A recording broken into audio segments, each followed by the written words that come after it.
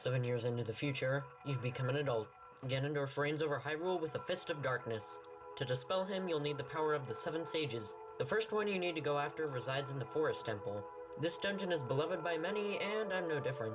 It provides a unique blend of the lush greenery of the Deku Tree and the unsettling vibe of the undead. Instead of having blatant spooky scary skeletons though, the Forest Temple has a distinct veil. That feeling of being at ease, but also not knowing just what everything around you is.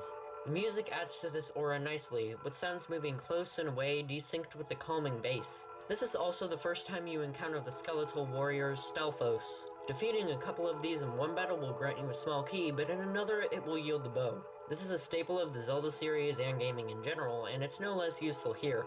You can't use the slingshot as an adult, but this weapon replaces it very nicely. It's fast, powerful, and can shoot pretty much anything you need. Getting this item makes navigating the dungeon much easier. In order to get to the boss of the dungeon, you'll need to ride an elevator, but the power to that elevator has been taken by 4 spirits. This ties into the theme nicely. You'll need to find each of the spirits hidden somewhere in any of the corridors, and when you do, you'll engage in some sort of game with them. The 4 spirits don't have character or background, but they do have colorful and distinct designs, and even names. Being in the second half of the game, the layout is much more expansive. There's much more to explore. From the room with the elevator, there are several paths to go on. All of them are connected in one way or another, and there's something interesting to find no matter where you go. Some of the rooms lead outdoors, the only dungeon in the game to do this, and going there can lead to more puzzles and pathways. For the next chapter of your journey, the difficulty in puzzles and foes is increased too. The puzzles involve strange, unexplainable things like twisting a hallway to enter a room on the right side, or completely draining an underground waterway with one press of a floor switch. They include multiple rooms even more so than Jabu Jabu's belly. There will be times when you have to come back to things once you have the bow, too. Skulltulas are more out of the way this time around.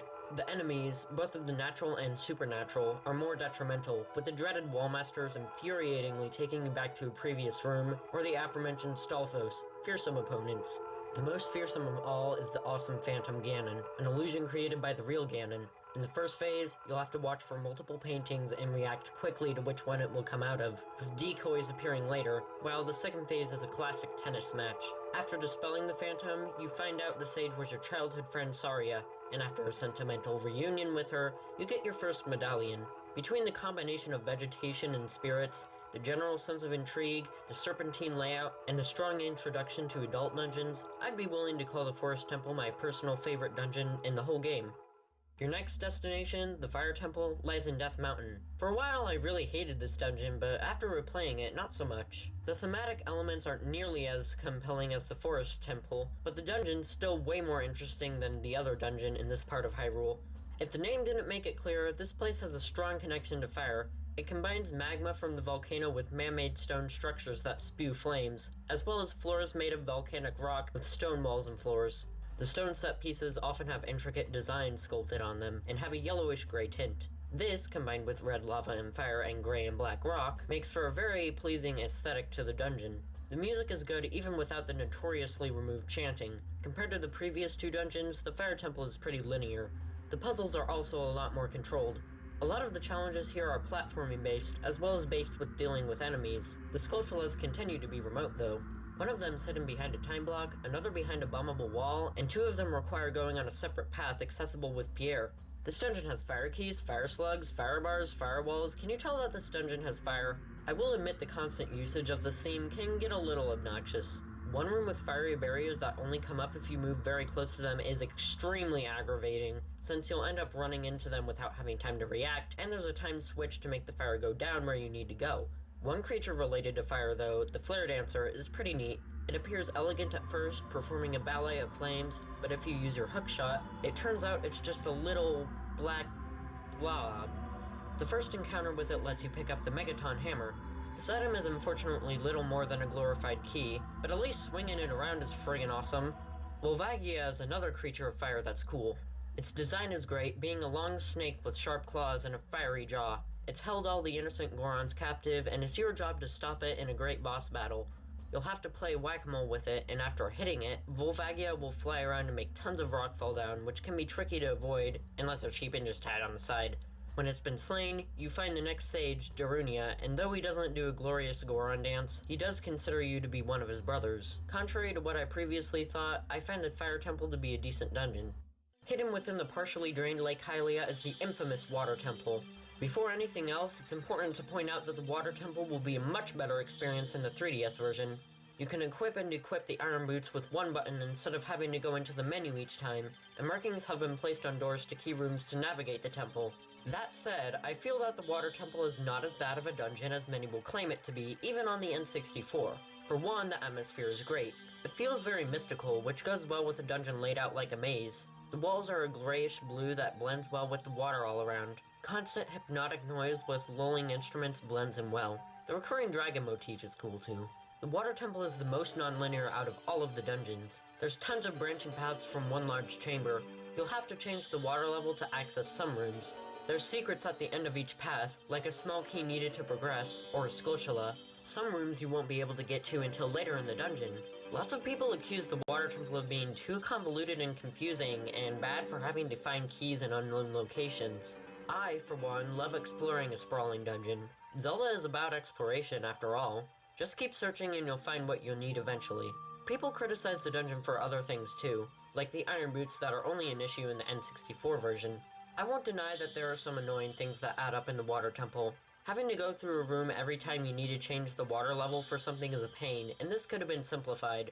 Changing water levels was a cool concept though, and there are plenty of interesting puzzles involving this. Another thing that can be frustrating is going down one path, seeing a door that's locked, backtracking to get that key, and having to go through that path again. There should have been shortcuts you could make. I don't think any of these things really impair the Water Temple from still being enjoyable though. The long shot is just an extension of the hook shot, but it's involved in some cool puzzles here. Morpha isn't really that great of a boss and has a pretty bland design, but Dark Link more than makes up for it. He's the fighter of shadows, shrouded in unknowing, dedicated to imitate your every move. All in all, I can certainly sympathize with a few grievances related to this dungeon, but I think it's a lot better than many people will give credit for. The next location can either be the 4th or 5th adult dungeon, depending on how you go about things, but the majority of players will knock it out as the penultimate temple. The Shadow Temple involves death, death, death, mortality, murder, darkness, death, dying, darkness, evil, death, and death. The themes here are even less subtle than in the Fire Temple. Instead of the hints of life beyond death hidden throughout the Forest Temple, the Shadow Temple has very bold messages of death throughout. Several things reflect this. Many of the walls are colored black or otherwise dark. There's skulls and similar symbols placed all about. The obstacles you face include guillotines, scythes, and other dark traps. The music playing throughout is a grim tune. If nothing else, the backstory to this dungeon is cool. This is the tomb of the royal family. Along with other tricks to get in your way, much of the path forward is hidden for security. To see it, you'll need a lens of truth, and you'll be seeing this path a lot. A lot of the puzzles in the Shadow Temple simply involve putting on the lens of truth to see something you couldn't see with the naked eye. The dungeon item, the hover boots gotten from your second fight with the revolting dead hand, is also not used in the most compelling way. Anytime there's a gap that you just can't quite make with the normal jump, you know exactly what you need to do. Plus, the boots are pretty difficult to control. There are a couple puzzles with whip machines where you have to switch between the iron and hover boots that are a little better though. Needless to say, puzzles are not this dungeon's primary source of challenge. Instead, you'll deal with other challenges. Nearing the end of the game, there's a good helping of tough enemies. Gibdos, Floormasters, Beamos, a squadron of Stelphos, and more, with, of course, much of them being undead. There's plenty of platforming. Some segments involve maneuvering with the odd handling of the hover boots. You'll also have to get around those deathly traps, often with silver rupees to collect. A memorable part is the ferry ride in the latter part of the dungeon. Hovering over a dark river of mist and souls, you're ambushed by several Stelphos, and when you reach the end, it starts sinking and you have to get off whether you've finished your fight or not. The boss is a weird case. It can be frustrating or very easy depending on how things go for you. It's another head and hands Nintendo-style boss, but instead of a head, it's a thing. It is pretty cool how the drum it's playing is actually in the dungeon music, but why is there a drum at all? Afterwards, you meet Impa, who discusses what happened in the past and what'll happen in the future. Overall, I don't think the Shadow Temple is horrible. It has some challenge and a great ferry ride. However, the themes are overused and reused, and the puzzles aren't very interesting, which doesn't help the dungeon in its favor. Many players will take on the Spirit Temple last of all. That's understandable. It just feels appropriate. There's plenty of build-up to it. You have to gain support of the Gerudo to let you through, and after that you have to traverse the desert wasteland. Not to mention the fact that you go through it as a child and an adult. It's perfect for the final temple in a game all about traveling through time. The dungeon is just thematically epic. When you enter as an adult, you see that the only way forward is via a crawl space only large enough for a child. Returning in the past, you meet the Gerudo known as Naburu, who, despite being high in command, opposes Ganondorf.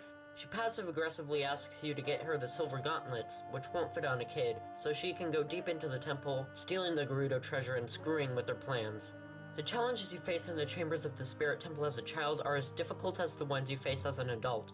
Objects and foes have the same size as the size you were used to as an adult. You'll get accustomed to the items you used as a child once again, solving puzzles and defeating enemies with them. One obstacle in your path is the formidable Iron Knuckle, who, with heavy armor, moves slow, but with a sweeping axe, deals hefty damage. The dungeon's atmosphere is great. It's all about the mixture of dark and light. There are creatures dealing in curses hidden in the temple, such as the Anubis who moves opposite your move.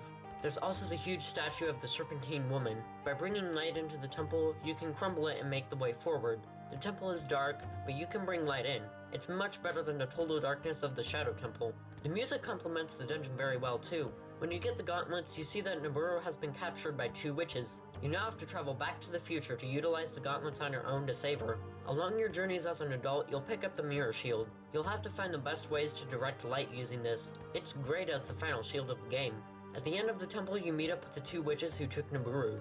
They order a unique-looking Iron Knuckle to attack you. Destroying its armor, you see that it's actually Nabooru! You proceed to fight the 2 witches who brainwashed her. The fight isn't that great. You have to direct the opposite element back towards the opposite witch. There's plenty of reaction time, and the only problem you would have would be with aiming.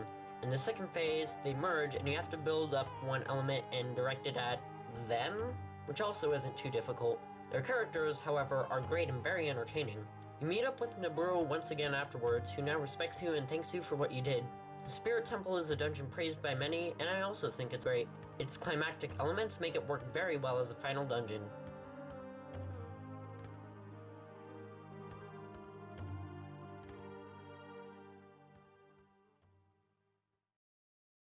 Also, if you're wondering how I feel about the bottom of the well and the ice cavern, I find them to be a pointless waste of time.